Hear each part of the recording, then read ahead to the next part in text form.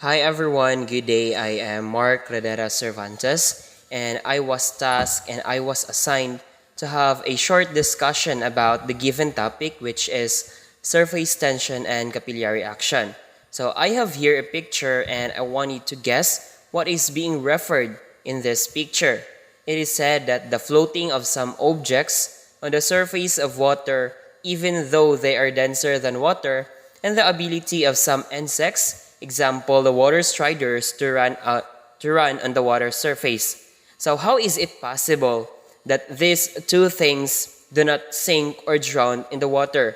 How this needle float on water without sinking, and how these insects, specifically the water strider, do not drown. So that is because of the surface tension effects. But what is surface tension? Surface tension is the tightness across the surface of the water caused by the polar molecules pulling on each other. The water forms a curved shape, and specifically there are two kinds of curved shaped, namely the concave shape and the convex shape. Surface tension also causes raindrops to form round beads when they fall onto a windshield. Like for example, have you ever experienced or have you ever seen when it is raining, when we're going to look at our windows and our jalousies, there are some small round beads or some droplets of water that creates and forms into spherical in shape. So that is surface tension. So surface tension is responsible for the shape of liquid droplets. That was I am saying a while ago. Although easily deformed, droplets of water tend to be liquid into spherical shape by the cohesive forces of the surface layer. So now my question is, what kind of forces acted on it that makes it into spherical in shape? So that was because of the cohesive forces that acted on it and makes it into spherical shape. So due to forces of attraction of liquid molecules, the free surface of liquid behaves like elastic membrane of rubber sheet. So when we say elastic, when we are going to pull that one into different direction and then release that, it will form into its original position, right? And a particular kind of tension produces of the surface of liquid. And that was what we call the surface tension. So you can see surface tension on your windshield when it rains. Raindrops will form round beads when they fall on the windshield. So that's what I am referring to a while ago. Here are some examples of surface tension. We have the water strider that floats and not drowned. We have the small droplets of water and some pins that floats on water. So what is the reason behind, or what makes the water strider and some small things not to sink and not to drown? So that is because of the effects of cohesive and adhesive forces that acted on it. And before we will proceed, let us first define some terms, for later on we will encounter these words. First, we have adhesive force. It is the intermolecular force of attraction between two different substances is known as adhesive force. Example is the force of attraction between water molecule and glass molecule. Second, we have the cohesive force. It is the intermolecular force of attraction between two the same substance is known as cohesive force. So unlike adhesive force, it is the attraction between two different substances. While cohesive force, it is the attraction between two the same substance. No? Then that was their differences. Next is the sphere of influence. It is an imaginary sphere surrounding a molecule is known as a sphere of influence. So you will better understand what is a sphere of influence later, for we are going to discuss this one. Next is molecular range. It is a maximum of distance up to which there is an existence of cohesive force. So I see here everybody, let's proceed with cohesion force or the cohesive force. So cohesion is a property of like molecules of the same to stick to each other due to substance mutual attraction. So cohesive force is somewhat like, I will relate this into a relationship. And I know that we can relate all this one because at our stage, we are actively engaged into a relationship, no? Cohesion is a property of like molecules of the same to stick to each other due to substance mutual attraction. So if you have feelings, so if we have the same properties of molecules, then they're going to stick to each other. Why? It is because due to the substance mutual attraction. It's like they attract to each other since they have mutual or they have the same molecules. So that is cohesive force or cohesion force. Next, we have adhesive force or adhesion force. So adhesion is a property of different molecules or surfaces to cling to each other. Like for example, when a glass of water is emptied, the particles remain stuck to the glass due to the molecular adhesion between the water and the glass. So it means they have different surface, they have different molecules, the glass and the water. So the molecule or the particles there, even if it is emptied, will still the same or will still remain because due to the molecular adhesion between the water and the glass, meaning they don't have the same molecules and they don't have the same surface. That's why some particles remain and stuck there to the glass. Let's proceed with the angle of contact. So what is angle of contact? It is the angle between the tangent to the curved part of liquid surface at the point of contact and solid part of the glass inside the liquid is known as angle of contact. So it is represented by cosine, but it is not read as cosine, It is read as angle of contact and it is measured in radian. It depends on the nature of liquid and solid used. The following are the values of angle of contact for different liquids. If pure water, it is equal to angle of contact is equal to 0. When it is chloroform, it is equals to angle of contact is equals to 0. While if it is impure water, angle of contact is equals to 27, meaning acute angle. And when it is mercury, the angle of contact is equals to 140, meaning obtuse angle. So what is the significance of the angle of contact? So if the angle of contact is acute, less than 90, the liquid stick to the wall of glass container due to strong adhesive force. Hence, the liquid surface is concave. Example, in water and glass, angle of contact is acute, meaning less than 90, the angle is less than 90. So if the angle of contact is obtuse, meaning greater than 90, the liquid does not stick to the wall of glass container due to strong cohesive force. Hence, liquid surface is convex. So in mercury and glass, angle of contact is obtuse, meaning greater than 90.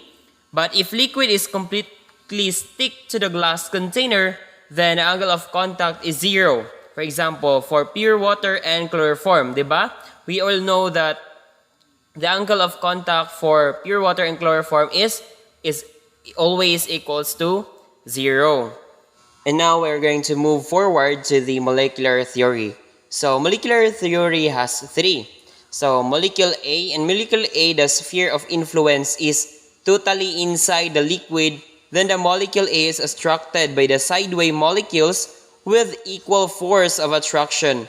Hence, the resultant force acting on molecule A is 0. So as you can see on the figure above, the right side, molecule A is it is the sphere of influence is totally inside, diba? As you can see, the sphere of influence is totally inside the liquid, while molecule B, in molecule B, the small portion of sphere of influence lies above the surface of liquid and major portion inside the liquid, which contains large number of liquid molecules. So molecule B is attracted from downward direction and hence resultant force acts on molecule B is in downward direction. So as you can see, there is a small portion of the sphere of influence that is above the liquid, right? small portion of the molecule that is above to the surface. While in molecule C, the half portion of the sphere of influence lies above the surface, having no liquid molecules, and half portion inside the liquid which contains number of liquid molecules. So molecule C is attracted from downward directions, and hence resultant force acts on molecule C is in downward direction. So look at the figure. So the third figure shows that half of the portion of the molecules is above of the surface. So if A is the molecule is really downward or under the surface, then molecule B is small portion lang ang nagpakita niya sa ibabaw, then molecule C is half na siya. That's their main difference, okay? So to better understand, I have here another figure. So in molecule A, it is visible there that the sphere of influence is totally inside the liquid. So totally inside, meaning it is not visible to the surface. While in molecule B, a small portion is visible, or we can see it to the surface. While in molecule C, half of its portion can be seen or visible to the surface of the liquid. So the formula for surface tension is T is equal to F over L, where F is the force per unit length, L is the length in which force acts, and T is the surface tension of the liquid. So I have here a sample problem. Compute the surface tension of a given liquid whose dragging force is 7 Newton and the length in which the force acts is 2 meters. Solution: first, we're going to write the given. So our force is equals to 7 Newton, and our length that with which the force acts is equals to 2 meters. So according to the formula, T is equals to F or force over L or length. So T is equals to 7 over 2. So we're going to divide 7 divided by 2 is equals to 3.5 Newton per meter. So that is our surface tension, 3.5 Newton per per meter. Okay, do you understand? Okay, I hope so. Okay, let's proceed with our next topic, which is capillary action. So what is capillary action? It is the combined force of attraction among water molecules and the molecules of surrounding materials. That is called capillary action. Capillary action allows water to move through materials with pores or narrow spaces inside. Capillary action is the ability of a liquid to flow in narrow space without the assistance of and in opposition to external forces like gravity.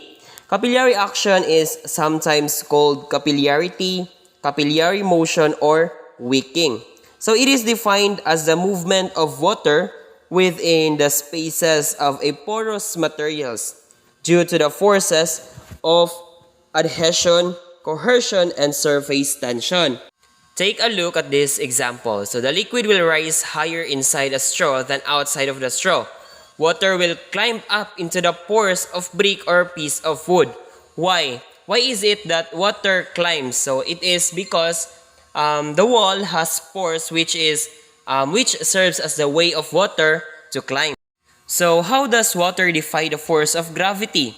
So just as water molecules stick to each other, they also stick to the sides of a tube or wall. As water molecules are attracted to the tube or wall, they pull other water molecules up with them, meaning they help with each other. By pulling. Ika nga nila, sama-sama, or together we stand, divided we fall. Eme. So capillary actions has two types. First, they have capillarity rise or capillarity fall. First, we will discuss about capillarity rise. So what is capillarity rise? So it is a tendency of liquids to rise in tubes of small diameter in opposition to external forces like gravity. Try to look at the figure. So if you're going to look at the figure, you can see that the curve is convex shape, right? While in capillarity fall, the tendency of liquids to be depressed in tubes of small diameter in opposition to external forces like gravity. So take a look at the figure. So its angle is concave shape, right? And here is the formula for our capillary action. Just take a look at it. Okay? That is the formula for our capillary action. And always remember that surface tension is typically measured in dynes per centimeter or Newton per meter. So in liquid, we have ethyl alcohol, Newton per meter, we have 0.0223, or dynes per centimeter, 22.3, or until, just look at it. Okay? Just take a look at it and try to remember for later on we will solve some problems. Okay? Okay. So here is the sample problem. So just take a look at it and then try to solve it on your own, okay? Anyways, you have the guide to solve it. No need for me to explain, and I know that you are intelligent enough and I know that you can solve it naman. Okay, take a look at the picture. So that is called walking water experiment. And I want you to look at it for it is how capillary action works in real life. So in this picture, it is said at the beginning, the paper towel starts to get wet, and I want you to observe carefully. Half an hour later, the second cup is starting to fill with water. So an hour later, the second cup is filling up with more water. A few hours later, the second cup has almost the same amount of water as the first cup. And the end result, there is an even amount of water in each glass. So why is that so? Even we don't exert effort to pour, why they have now the same amount of water? So why did this happen? The water used capillary action to move along the tiny gaps in the fiber of the paper towels. This happens because of the adhesive force between the water and paper towel being stronger than the cohesive forces inside the water itself. So the importance of this capillary action, plants and trees wouldn't thrive without capillary action. Why? Because capillary action helps brings water up into the roots. With the help of adhesion and cohesion, water can work way all the way up to the branches and leaves, and that's where they make their food. Okay? And I think that ends our discussion for today. Thank you so much for cooperating and listening with me. Okay, have a great day everyone, and God bless as always. Stay safety and bye-bye.